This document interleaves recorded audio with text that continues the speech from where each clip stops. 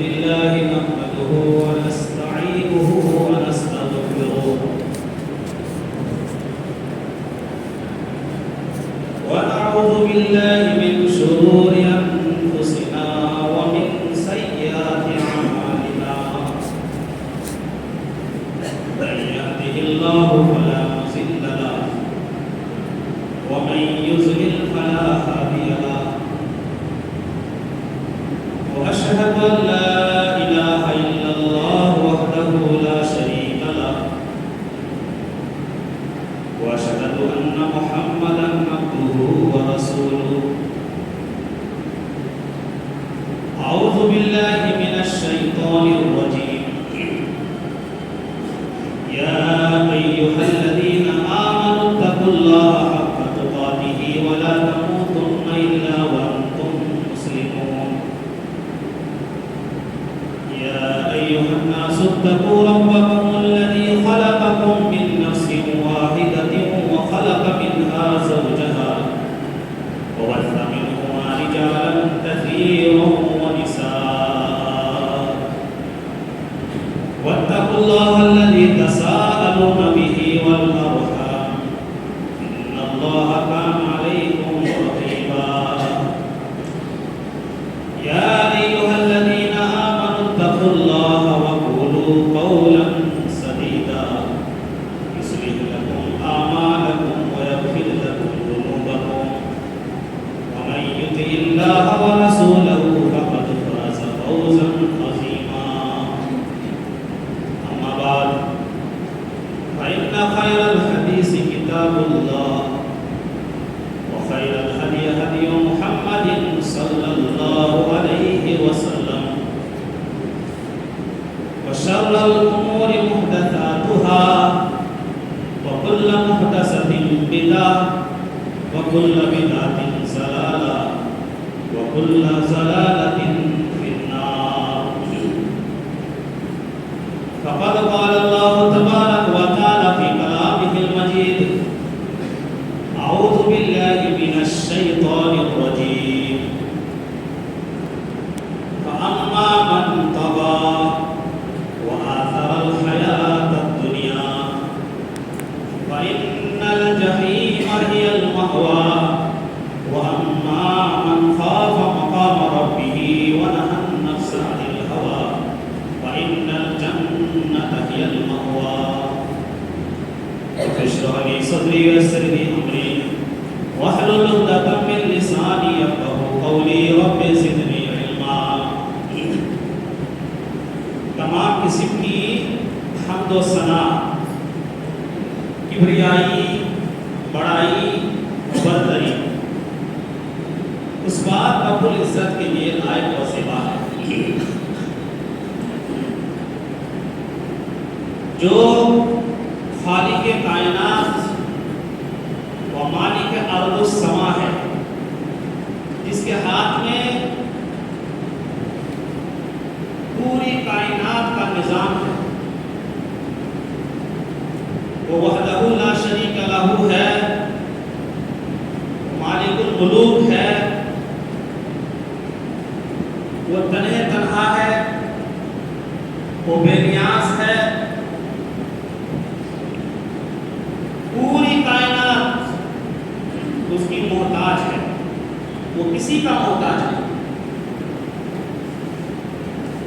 وہ سب کی سننے والا ہے، سب کی بگڑیوں کو بنانے والا، مشکل کشا حاجت روا، سب کی پکار پر لبیک کہنے والا، سب کی دعاؤں کو قبول کرنے والا، سب کی مصیبتوں کو دور کرنے والا، وہی وحدہ لا شریک لہ ہے، جس کا کوئی مشیر نہیں، جس کا کوئی ساتھی نہیں، جس کا کوئی ساجی نہیں، جس کے برابر کوئی نہیں ہے۔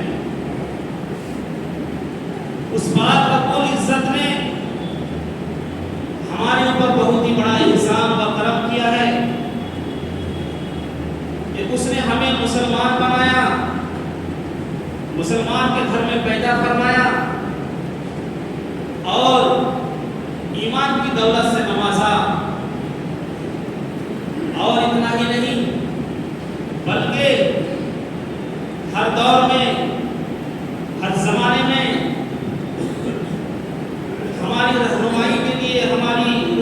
ہدایت کے لیے، ہماری کامیابی و کامرانی کے لیے بے شمار نبیوں کو، پیغمبروں کو، رسولوں کو اس دنیا کے اندر مبعوث فرمایا، جس کی آخری کڑی جناب محمد رسول اللہ صلی اللہ علیہ وسلم ہے۔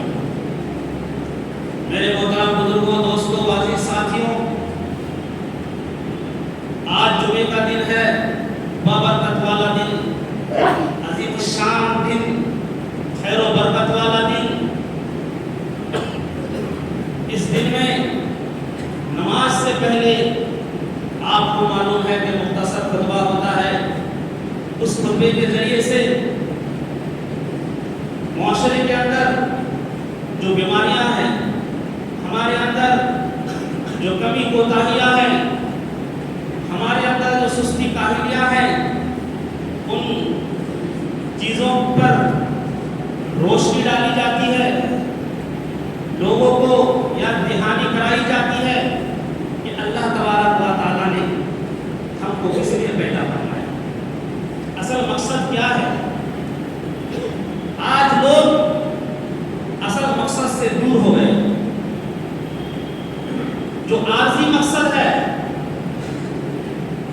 جس مقصد کی کوئی قدر و قیمت نہیں ہے، اس مقصد کے پیچھے پڑ گئے۔ اللہ تبارک و تعالیٰ کو کیا ضرورت تھی دنیا بنانے کی؟ اللہ تبارک و تعالیٰ کو کیا ضرورت تھی انسانوں کو پیدا کرنے کی؟ کیا اللہ تبارک و تعالیٰ کے لیے عبادت کرنے والے فرشتے کافی نہیں تھے؟ دوسری مخلوق کافی نہیں تھی؟ کہ ہم کو صرف اس لیے اللہ نے پیدا کیا کہ ہم دنیا میں آئے، کھائے پیے، کاروبار کرے، موج مستیاں کریں اور دنیا کی رنگینیوں سے لطف اندوز ہو کر کے اس دنیا سے ہم رخصت ہو جائیں؟ کیا صرف یہی مقصد ہے؟ نہیں، ہرگز نہیں، یہ مقصد نہیں ہے۔ اللہ تبارک و تعالیٰ کی نگاہ میں یہ دنیا کوئی چیز نہیں ہے۔ اس دنیا کو زندگی کہا ہی نہیں گیا، اس لیے کہ اس دنیا کے اندر کوئی ثبات نہیں ہے، کوئی دوام نہیں ہے، اس دنیا کے اندر کوئی قرار نہیں ہے، اس دنیا کی کوئی حیثیت نہیں ہے۔ اللہ نے جس کو زندگی کہا ہے وہ زندگی آخرت کی زندگی ہے۔ وَمَا الْحَيَاةُ الدُّنْيَا إِلَّا لَهْوٌ وَلَعِبٌ وَإِنَّ الدَّارَ الْآخِرَةَ لَهِيَ الْحَيَوَانُ۔ یہ دنیا تو کھیل و تماشا ہے، اور آخرت کی جو زندگی ہے، جو آخرت کا جو گھر ہے، آخرت کا جو ٹھکانہ ہے، وہی اصل زندگی ہے۔ وَإِنَّ الدَّارَ الْآخِرَةَ لَهِيَ الْحَيَوَانُ، حیوان کہتے ہیں اصل زندگی کو۔ بلکہ اللہ تبارک و تعالیٰ نے اس زندگی کو، دنیا کی زندگی کو زندگی نہیں کہا، بلکہ آخرت میں جو زندگی ملنے والی ہے وہی اصل زندگی ہے۔ تو ہم کو اس زندگی کے لیے محنت کرنی ہے، کوششیں کرنی ہے، عمل کرنا ہے، اس زندگی کے لیے دوڑ دھوپ اور جدوجہد کرنی ہے ہمیں۔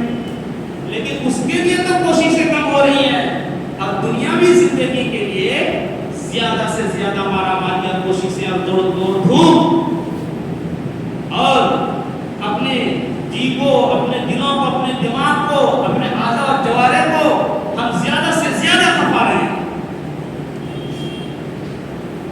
میرے پیارے ساتھیوں، اللہ تبارک و تعالیٰ کا ارشاد ہے، اعلموا انما الحیاۃ الدنیا لعب ولہو وزینۃ وتفاخر بینکم وتکاثر فی الاموال والاولاد۔ وہ لوگوں تم جان رکھو، یہ دنیاوی زندگی وہ ایک کھیل کا میدان ہے، ایک تماشے کا میدان ہے۔ لوگ ڈرامے کرتے ہیں، کرتب دکھاتے ہیں، کھیل دکھاتے ہیں، تماشے دکھاتے ہیں، اور یہ چیز دائمی نہیں ہوتی ہے، وقتی طور پر کے لیے ہوتی ہے۔ کھیل ہوتا ہے، ختم ہو جاتا ہے، تماشا ہوتا ہے، ختم ہو جاتا ہے،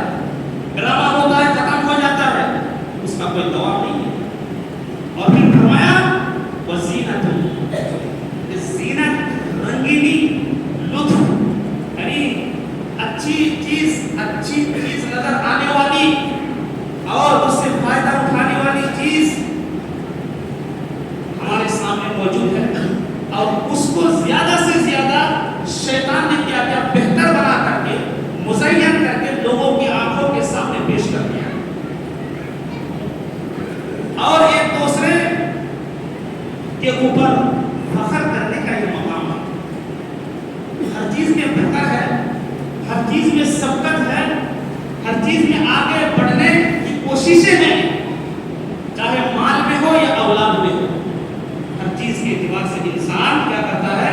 فخر کرتا ہے، آگے بڑھتا ہے. میرے پیارے ساتھیوں، اللہ تبارک و تعالیٰ نے ارشاد فرما دیا سورۃ آل عمران کے اندر، فرمایا کل نفس ذائقۃ الموت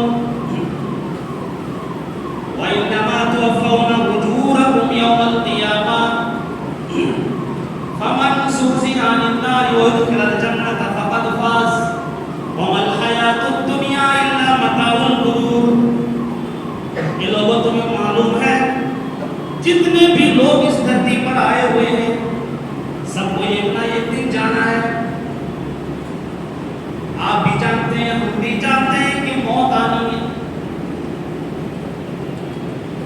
آخرت کی زندگی جو شروع ہوتی ہے، پہلا مرحلہ جو شروع ہوتا ہے وہ موت سے شروع ہوتا ہے.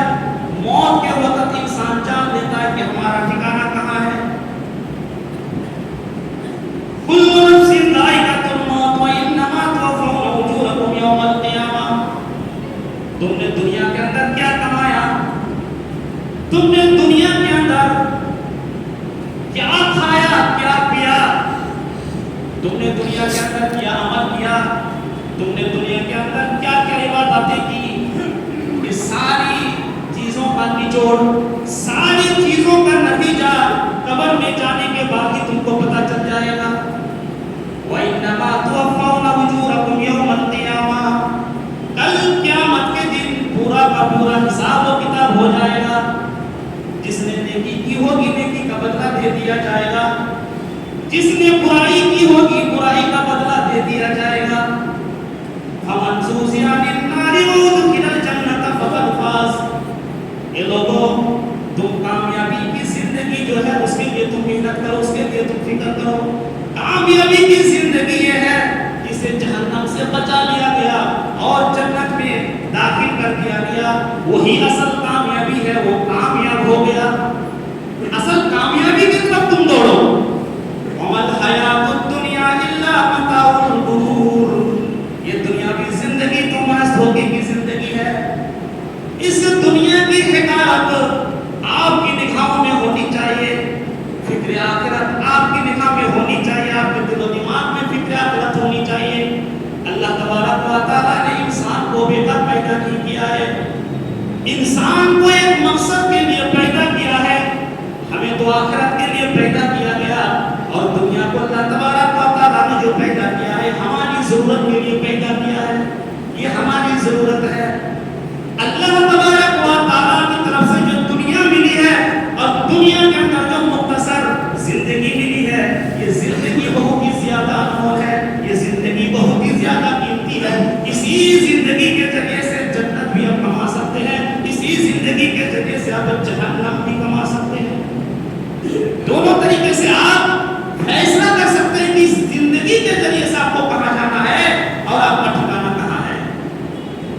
میرے پیارے ساتھیوں، صحابہ کرام ہمارے لیے آئیڈیل ہے، ہمارے لیے نمونہ ہے.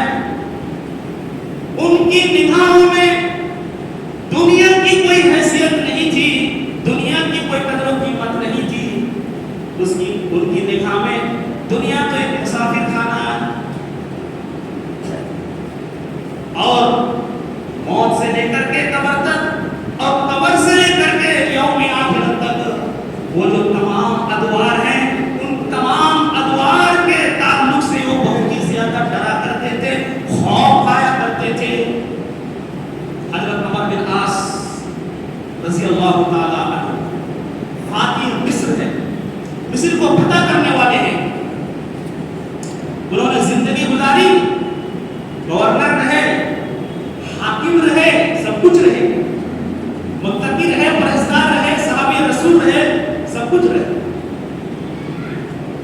جب ان کی موت آئی، موت کے قریب پہنچے، بستر میں پڑے ہوئے،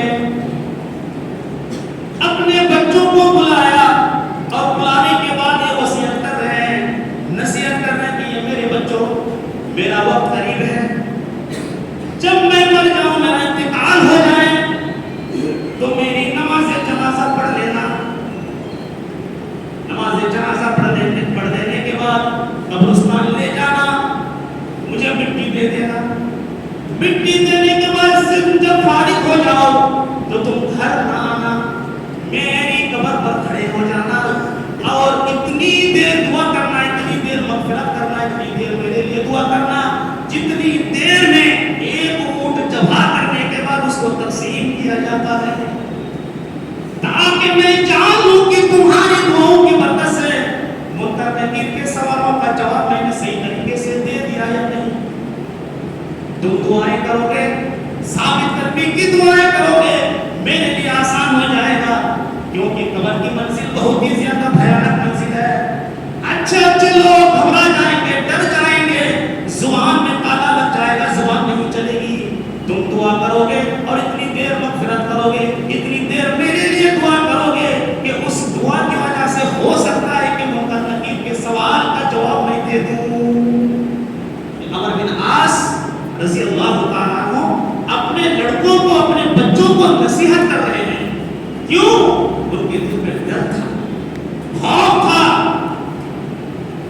کہ قبر کی زندگی جو پہلی منزل ہے اس سے کیسے نجات ملے گی، اس سے اگر نجات ہے تو پھر آگے کی منزل آسان ہے۔ میرے پیارے ساتھیو،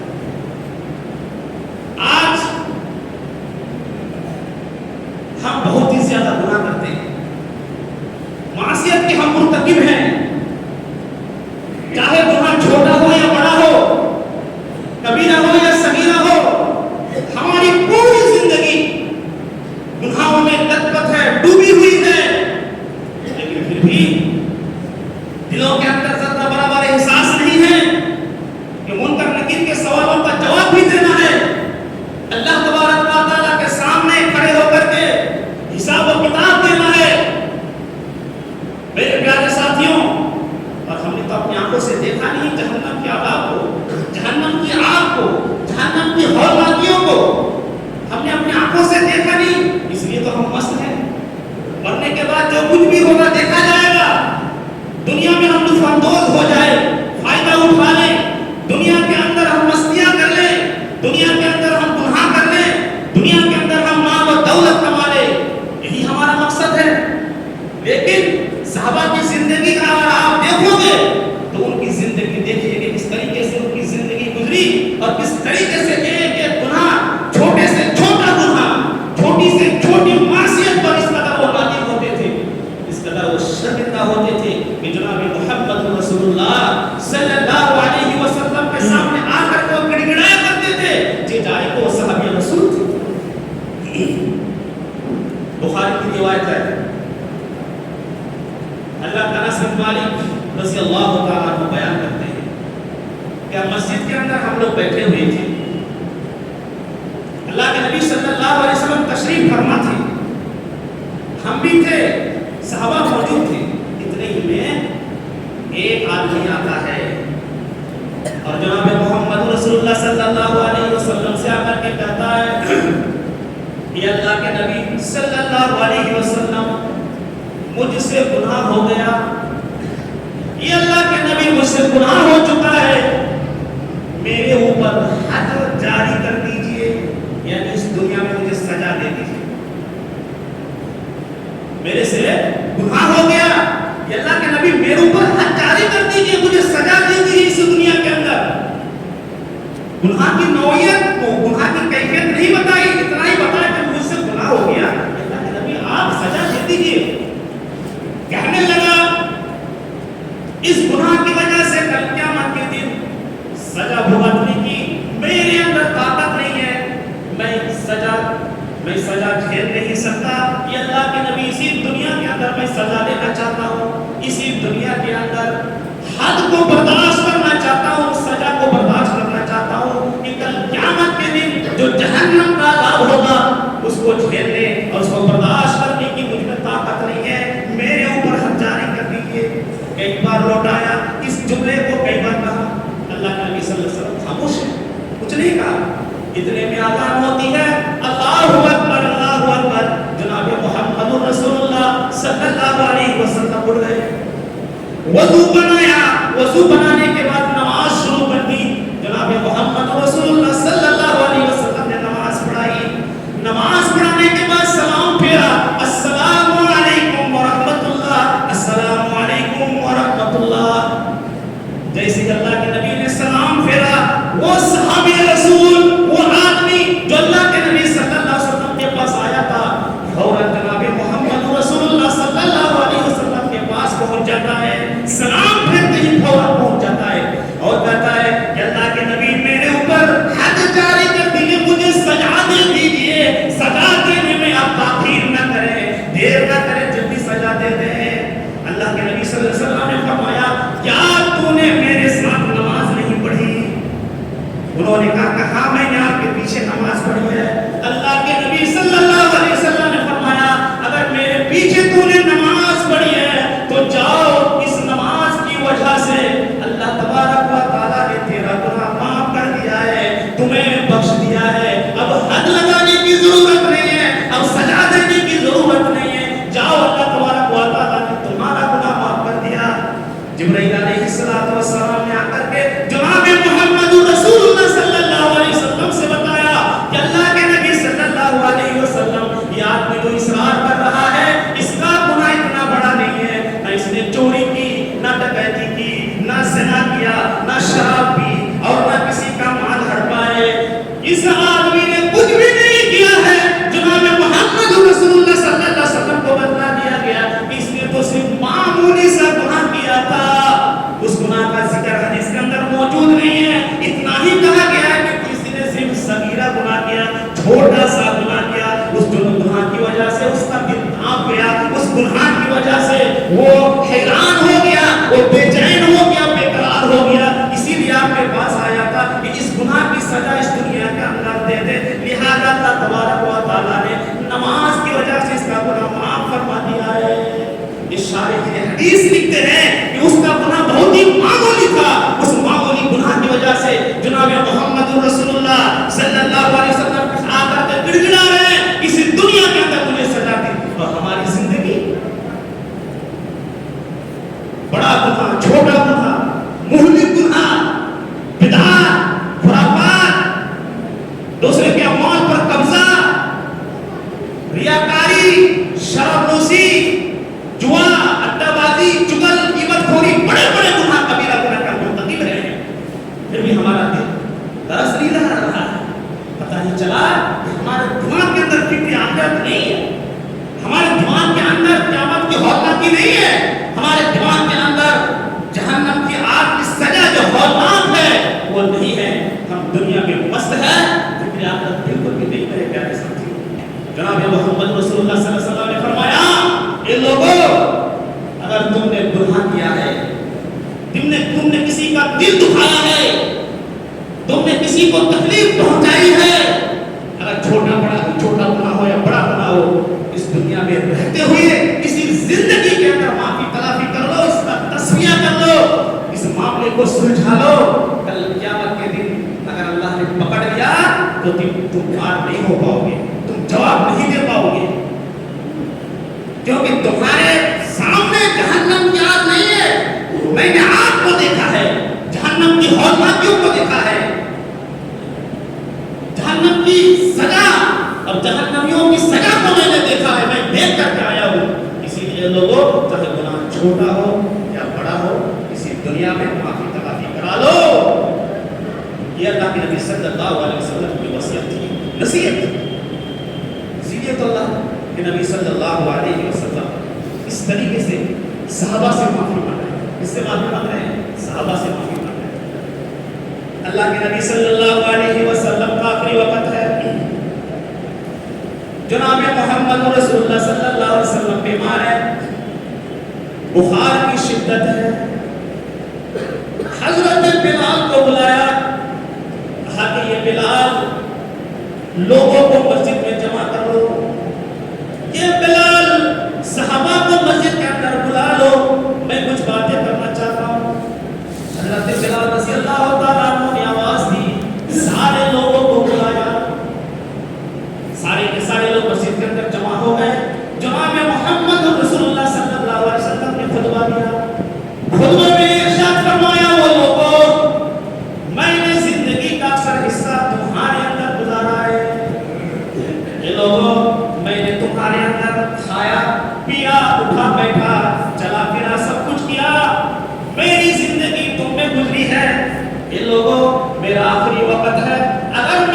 کسی کا دل دکھایا ہے، کسی کو تکلیف پہنچائی ہے، یا تو پھر کسی کا حق میرے اوپر ہے تو وہ حق دے دے اور مجھے معاف کر دے، کیونکہ کل قیامت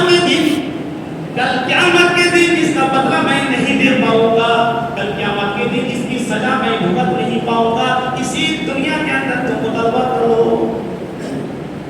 اللہ کے نبی صلی اللہ علیہ وسلم نے وقتاً فوقتاً یہ بات کہی، اپنی بیوی صفیہ سے بھی کہی، اپنی پیاری بیٹی حضرت فاطمہ رضی اللہ تعالی عنہا سے بھی کہی، یا فاطمہ بنت محمد سلیمی من مالی ما شئتی لا اغنی عنک من اللہ شیئا، یہ میری پیاری بیٹی سب سے زیادہ تو محبوب ہے میرے نزدیک، لیکن کل قیامت کے دن اللہ کے عذاب سے میں تمہیں بچا نہیں سکتا۔ دنیا کے اندر کچھ اگر مطالبہ ہے، کچھ مانتی ہو تو مانگ لو، میں دینے کے لیے تیار ہوں، کل قیامت کے دن نہیں دے پاؤں گا۔ صحابہ کرام کو خطبہ دیا، اللہ کے نبی صلی اللہ علیہ وسلم نے کہا کہ اگر کوئی چیز مانگ لو مجھ سے تو لے لو، بدلہ لے لو۔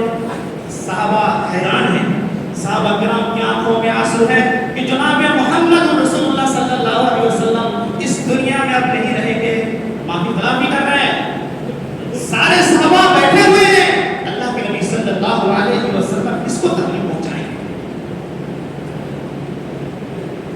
ایک آدمی اٹھتا ہے، ایک صحابی رسول اٹھتے اور کہتے ہیں کہ یہ اللہ کا نبی، آپ نے جب اعلان کر ہی دیا ہے تو میں آپ سے بدلہ لینا چاہتا ہوں، کون سا بدلہ تم لوگے؟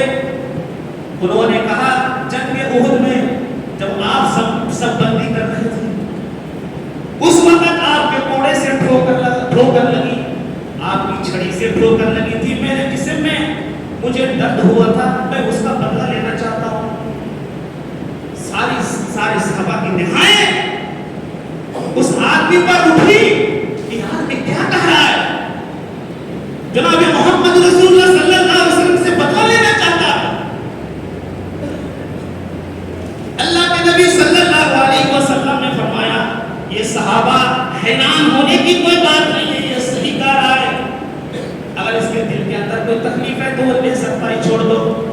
حضرت بلال سے کہا یہ بلال وہ کوڑا لے کر آؤ، فاطمہ رضی اللہ تعالی عنہا سے گھر میں وہ رکھا ہوا ہے، جس کوڑا سے اس کو ٹھوکر لگی تھی، جس کوڑا سے اس کو چوٹ لگی تھی، وہی کوڑا لے کر کے آؤ۔ بلال نے وہ کوڑا منگایا، سامنے لا کر کے رکھ دیا، وہ آتا ہے سامنے قریب ہوتا ہے، اور سب قریب ہونے کے بعد کمال کی بات ہونے کرتا ہے کہ اللہ کے نبی میں تو بدلہ لوں گا، لیکن کپڑے کے اوپر اگر میں بدلہ لے لوں گا تو یہ ناانصافی ہوگی، جس وقت مجھے چوٹ لگی تھی میں ننگے بدن پہ تھا، میرے بدن پہ کچھ بھی نہیں تھا، لہٰذا آپ اپنی قمیص اتار دیجیے، اپنی چادر اتار دیجیے، تب میں بدلہ لوں گا اسی حالت میں۔ صحابہ کرام دہشت میں آ گئے، صحابہ کرام حیران رہ گئے، یہ اس نبی سے بدلہ لینا چاہتا ہے جو نبی رحمت للعالمین بن کر کے دنیا کے اندر آیا، اے اس نبی سے بدلہ لینا چاہتا ہے جو مبشر بن کر کے دنیا میں آئے، لوگوں کو جہنم سے نکالنے کے لیے دنیا کے اندر آئے، مشرک بن کر کے آئے، سفارشی بن کر کے اس دنیا کے اندر آئے، جنت میں لے جانے کے لیے لوگوں کو آئے، آج اس نبی سے بدلہ لینے کی بات کر رہے ہیں۔ جناب محمد رسول اللہ صلی اللہ علیہ وسلم نے فرمایا کوئی بات نہیں، اگر یہ مطالبہ کر رہا ہے اس کی وجہ سے اگر میرا گناہ معاف ہو جائے، اس کی وجہ سے اگر بدلہ چک جائے تو کوئی بات نہیں، اس کو لینے دو۔ اللہ کے نبی نے جبہ بھی اتار دیا، چادر بھی اتار دی اور اپنی قمیص بھی اتار دی۔ اللہ کے نبی صلی اللہ علیہ وسلم ننگے بدن ہو گئے، جیسے ہی ننگے بدن ہوئے وہ دوڑتے ہوئے آتے ہیں اور جناب محمد رسول اللہ صلی اللہ علیہ وسلم سے چمڑ جاتے ہیں اور کہتے ہیں کہ اللہ کے نبی میرے اندر اتنی کیا بساط ہے، میرے اندر کیا طاقت ہے، میں آپ سے بدلہ لوں، یہ تو بہانا تھا، میں نے تو بہانا کرا تھا جب آپ نے اعلان کیا تھا، یہ اچھا موقع ہے کہ جناب محمد رسول اللہ صلی اللہ علیہ وسلم کی پیٹھ کو میں چوم لوں، مہر نبوت کو میں چوم لوں اور جنت کا میں حقدار بن جاؤں، جہنم سے چھٹکارا حاصل کر لوں۔ جناب محمد رسول اللہ صلی اللہ علیہ وسلم نے فرمایا اگر تمہاری یہی نیت تھی جاؤ، اللہ تبارک و تعالیٰ نے تمہارے لیے جنت کو واجب کر دیا ہے، اب تم جہنم میں نہیں جا سکتے، اب تو تم جنت میں جاؤ گے۔ میرے پیارے ساتھیوں، یہ جناب محمد رسول اللہ صلی اللہ علیہ وسلم کا انصاف تھا، اللہ کے نبی صلی اللہ علیہ وسلم کا ڈر و خوف تھا. وہ نبی تھے، وہ رحمت للعالمین تھے، وہ مغفور تھے، جن کے اگلے اور پچھلے تمام گناہ بخش دیے گئے تھے. یہ ان کا حال تھا. یہ ادنا سے ادنا آدمی کو اللہ کے نبی صلی اللہ علیہ وسلم بدلہ دینا چاہتے تھے کہ تم بدلہ لے لو. آج وہ بدلہ دینے کے لیے تیار ہے، بدلہ دینے کے لیے تیار نہیں ہے، بدلہ لینے کے لیے تیار ہے. ہمارے اوپر جو حقوق ہے ہم دینے کے لیے تیار نہیں. جو دوسرے کے اوپر حق ہے ہمارا، اس کو لینے کے لیے ہم کوششیں کرتے ہیں، ہم لڑائیاں کرتے ہیں، مقدمہ بازی کرتے ہیں، لیکن ہمارے اوپر جو حق ہم دینے کے لیے تیار. یہ اللہ کے نبی صلی اللہ علیہ وسلم کا ڈر اور خوف تھا میرے پیارے ساتھیوں. یہ حدیث یہ طبرانی مجموع الزوائد اور الرحیق المختوم کے اندر موجود ہے، سیرت کی کتاب. آج جو سب سے زیادہ ہم گمراہ ہوئے ہیں نا، وہ صرف دنیا کی مال و دولت، دنیا کی چمک و دمک کی وجہ سے، دنیا کی لالچ کی وجہ سے، دنیا کے مکر و فریبی کی وجہ سے سب سے زیادہ آج ہم گمراہ ہوئے پڑے ہوئے ہیں میرے پیارے ساتھیوں. لیکن صحابہ کی دکھانے اس کی کوئی وسعت نہیں تھی، اسی لیے اللہ تبارک و تعالیٰ نے ان کو جنت کی سند دے دی رضی اللہ عنہ و سبحان اللہ. اور پھر آگے کے لوگوں کے لیے بھی راستہ بتا دیا کہ اگر تم اپنا ایمان لانا چاہتے ہو، اپنے ایمان کو مضبوط کرنا چاہتے ہو، تم آخرت میں کامیاب ہونا چاہتے ہو، تو صحابہ کی زندگی کو دیکھو، پرکھو اور اندر سے احساس کرو، غور سے دیکھو، پڑھو میرے پیارے ساتھ.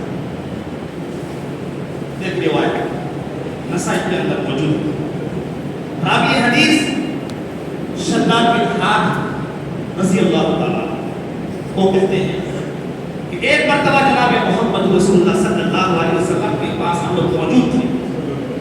ایک بدو دیہاتی آیا، ایک بدو دیہاتی دیہات کا رہنے والا، اور آ کر کے اس نے اسلام قبول کیا.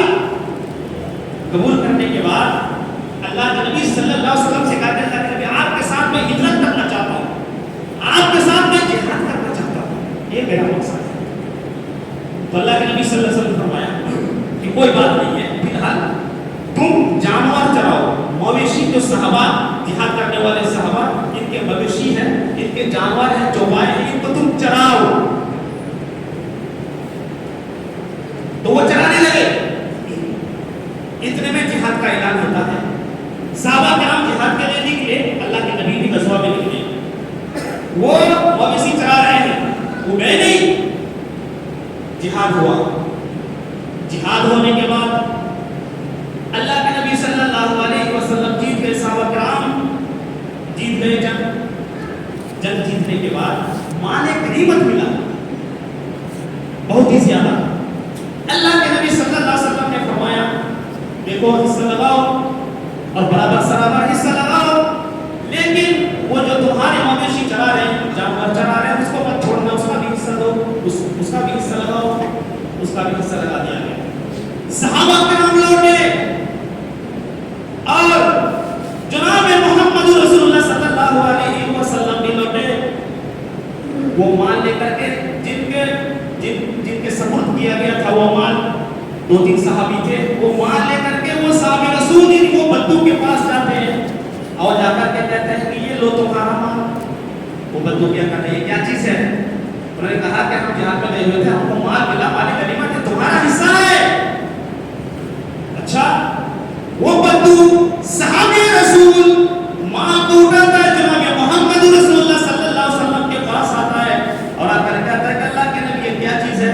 اللہ کے نبی نے کہا یہ تمہارا حصہ ہے اور صحابہ کو ملا ہے، تمہارا بھی حصہ لگایا میں نے، تم لے لو، رکھ لو. اس نے کہا کہ اللہ کے نبی صلی اللہ علیہ وسلم میں نے تو مال کے لیے ایمان نہیں لایا تھا، میں نے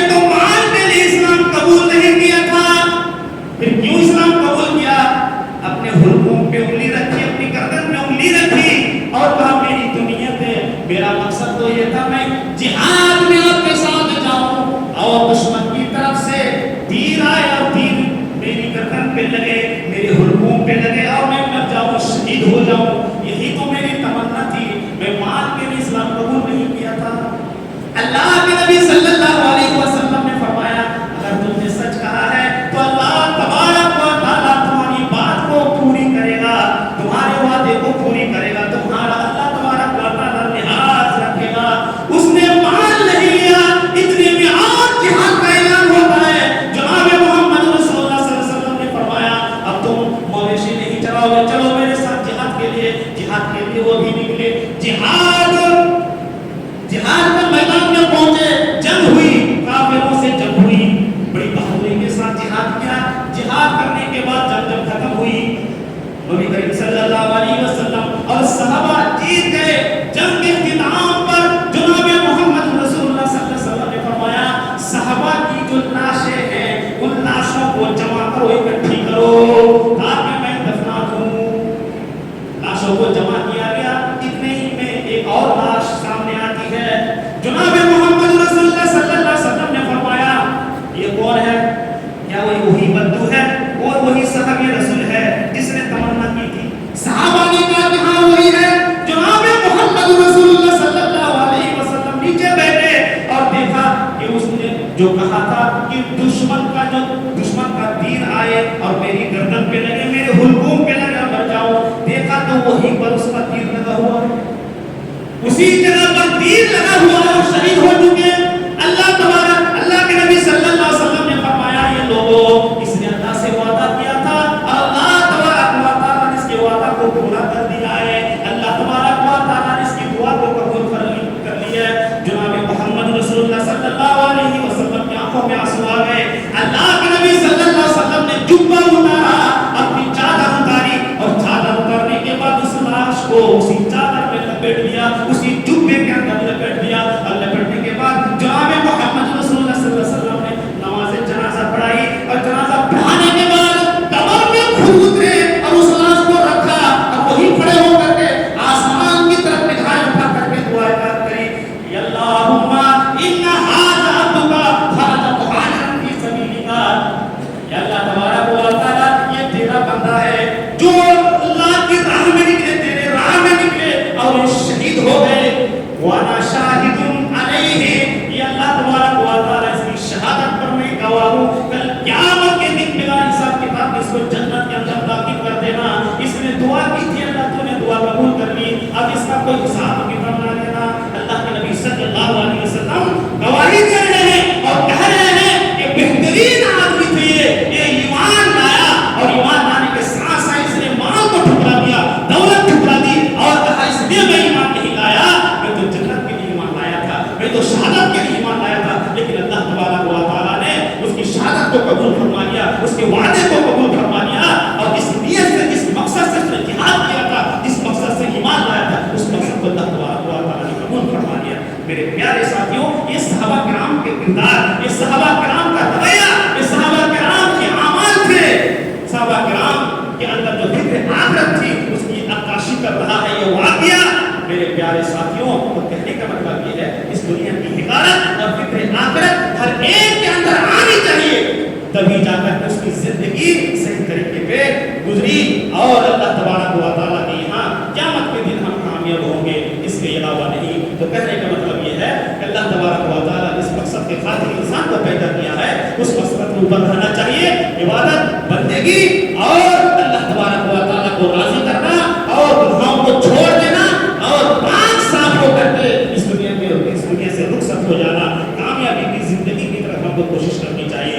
اللہ تبارک و تعالیٰ سے دعا ہے الہ العالمین ہمیں کہنے سننے سے زیادہ عمل کرنے کی توفیق عطا فرما، یا الہ العالمین قرآن و سنت کے مطابق زندگی گزارنے کی توفیق عطا فرما، یا الہ العالمین ہمارے گناہوں کو بخش دے، یا الہ العالمین ہمارے سغائر و کبائر کو معاف فرما دے، یا الہ العالمین جو پریشان حال ہے اللہ کی پریشانی کو دور فرما، جو بیماریوں نے شفائے کامل عاجل عطا فرما، جو رشتے ناطے سے پریشان ہے اللہ ان کی نیک تمناؤں کے مطابق صحیح کھانے میں اور نیک کھانے میں رشتہ ملا دے، استوار کر دے، اللہ اس کی توفیق عطا فرما، یا الہ العالمین جب تک ہم اس دنیا کے اندر ایمان اور اسلام کے ساتھ، جب ہمارا خاتمہ ہو تو ایمان کے ساتھ ہو، واقعہ